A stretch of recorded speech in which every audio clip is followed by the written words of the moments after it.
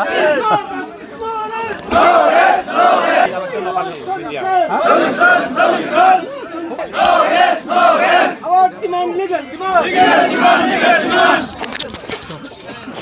want justice. Justice, justice. No justice, no right.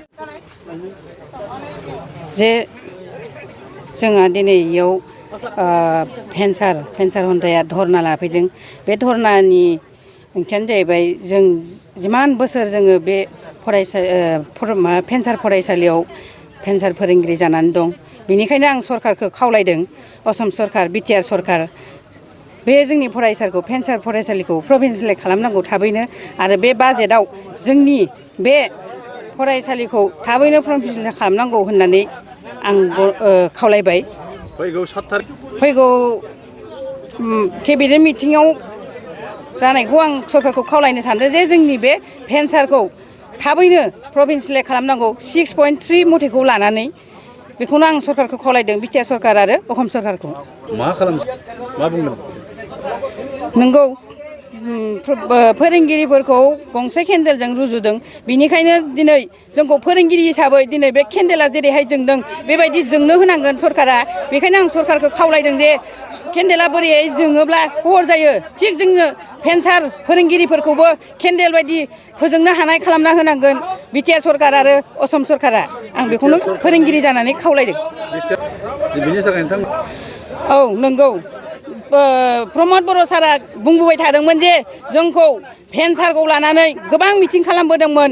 बे BTR माबाखौ लानानै माने जोंबो बिदिनो भेन्सारनि फोरोंगिरि जानानै जों आखा बादियै मावबोबाय थादोंमोन। दिनै मानो सारा जोंखौ मानो नायफिनाखै, बिनि थाखायनो जों गाज्रि मोनदों। ओंखायनो रम'द बर' सारा जोंखौ जेरैखि हागौ जों जि लामायाव थाबायदों बे लामाखौ जोंखौ मोजां लामा खालामनानै होनांगौ। बेखौनो आं फोरोंगिरि जानानै बेखिनिखौ बुङो। बेखौथ' बुंनो नांला, जोंसो मिथिगौ जोंनि जिबनाव जों माने गाबनांदों, मिनिजानांदों, सोरजोंबा बुंनांजादों। जों दिनैसिम आंहा हमना ला आङो जिउआव आङो गथ'आनो गैयामोन। दिनै आंनि गथ'आ दिनै ओइचएस सेकेन्ड इयार जालायलांबाय, साइन्स फरायदों। दिनै बेसेबां खस्थ'यै जों दरमाहा मोना बेफोरबायदि जों सलायना दं। आंजों लोगोसे जोंनि भेन्साराव मावनाय फोरोंगिरिफोराबो दिनैसिम बेबायदिनो जानानै दं। ओरैबायदि खस्थ' माने बुंनोनो नाङा आरो। जिउआव मालाबा समाव सोरगोआव थाहैनोसै नामा बेखौसो साननानै थायो। फारसेथिं माने बुहुमाव संसाराव मा जालांदों बेखौबो नायलांसै नामा ओरैबायदि सानो। जोङो उन्दैनिफ्राय फरायबाय, सोलोंबाय, दिनै जोंहा जिउआव साख्रि मावनो गोसो। बिनिखायनो सरकारा दिनै जोंखौ नायफिननांगौ। दिनै बिटिआर सरकार आरो असम सरकारा जोंखौ नायफिननांगौ, बेखौनो आं खावलायो। আজি আমি কোকৰাঝাৰ এছপিপি সন্মুখত দৈমালু খেলপথাৰত all BTR venture elementary teacher এছ'চিয়েশ্যনৰ উদ্যোগত আমি আজি ধৰ্ণা কাৰ্যসূচী ৰূপায়ণ কৰিবলৈ গৈ আছোঁ। অসম চৰকাৰ তথা বিটিআৰ চৰকাৰক আমি সকীয়াই দিব বিচাৰিছোঁ যে আপোনালোকে 6.3 দফা বড়োশান্তি চুক্তিৰ মতে আপোনালোকে স্বাক্ষৰ কৰিছিল, আৰু এই চুক্তিৰ স্বাক্ষৰ কৰাত 1 নম্বৰত আছিল শিক্ষা। যিহেতু 1 নম্বৰত আছিল, আজিলৈকে আমাৰ 2.5 বছৰ পাৰ হ'বলৈ গৈ আছে।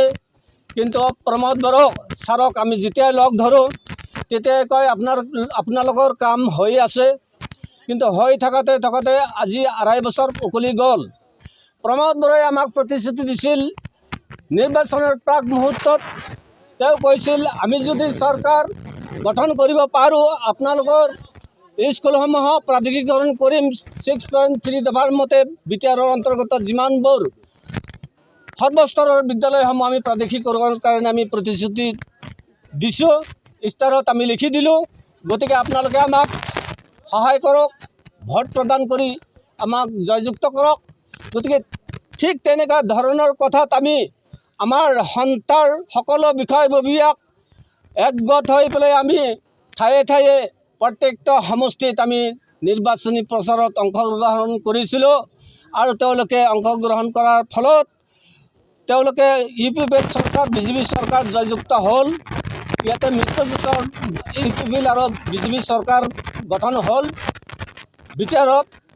গতিকে 6.3 দফাটো অতি সোনকালে বিনা চৰ্তে উইদাউট ক্ৰাইটেৰিয়া নোহোৱাকৈ এই আমাৰ ভেঞ্চাৰ স্কুলৰ সমস্যাসমূহ সমাধান কৰাৰ 2023 চনৰ যিহেতু 1 এপ্ৰিল তাৰিখে নিউ এডুকেশ্যন পলিচি আৰম্ভ হ'ব।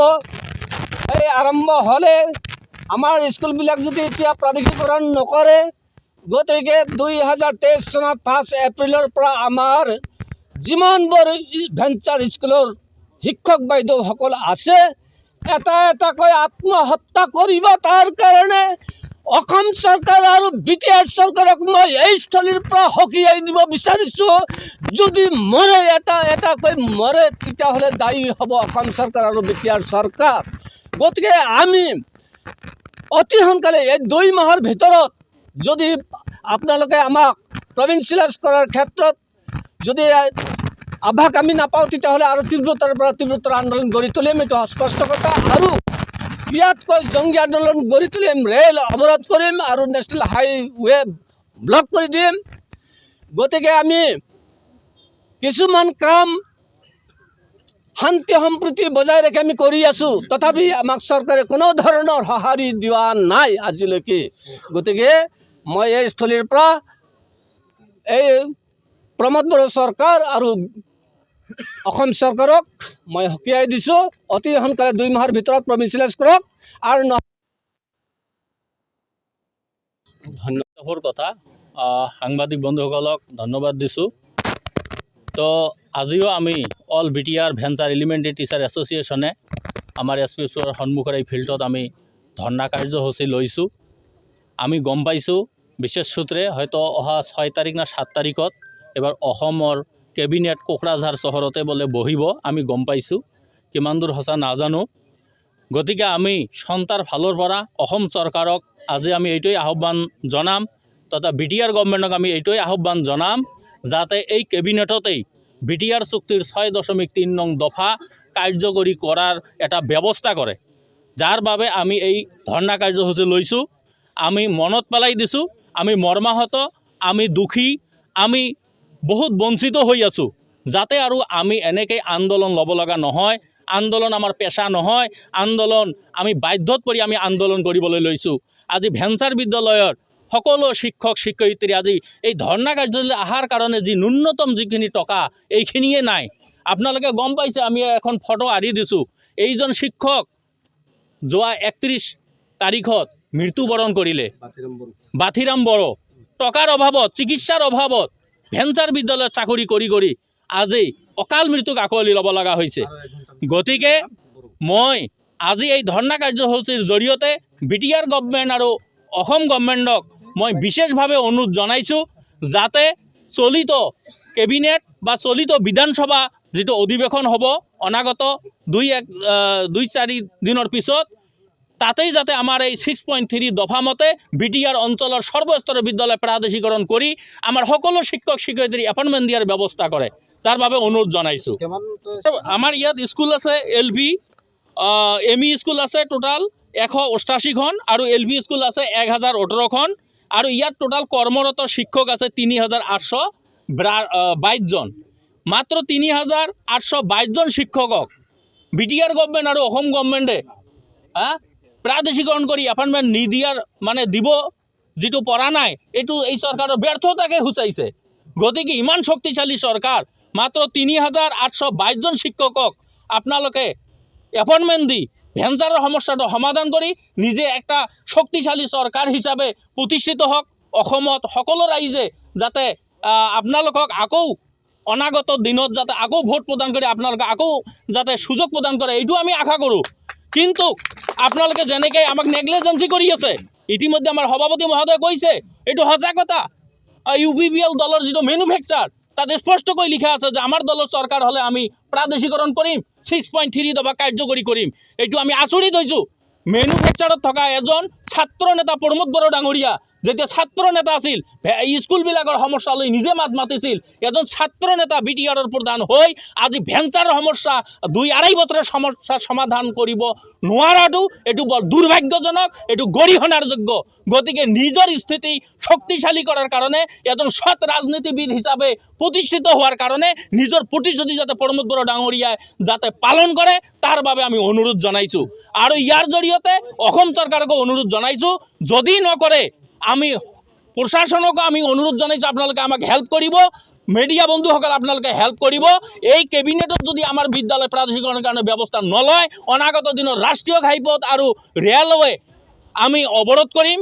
তাৰ কাৰণে যিটো পৰিস্থিতিৰ সৃষ্টি হ'ব তাৰ কাৰণে জগৰীয়া থাকিব বিটিআৰ গভৰ্ণমেণ্ট আৰু অসম গভৰ্ণমেণ্ট, শিক্ষক সন্থা জগৰীয়া নহয়।